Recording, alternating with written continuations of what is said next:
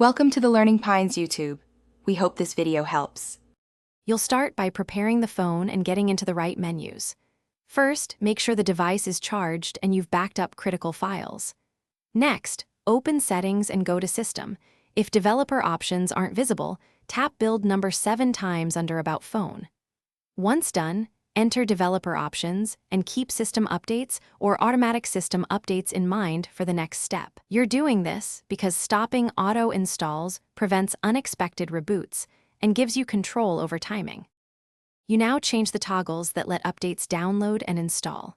In developer options, turn off automatic system updates so the OS won't auto-install. Then mark your primary Wi-Fi network as metered in Network and Internet. This prevents large OTA downloads. Once done, open Google Play Store settings and set auto-update apps to don't auto-update or over Wi-Fi only, depending on preference. Make sure to also restrict background data for System Update or Google Play services. Finish by rebooting so your new settings take effect, and then immediately check System Updates to confirm no automatic download starts.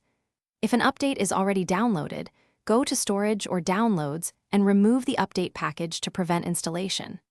If updates reappear, boot into safe mode to isolate an app or service causing the behavior.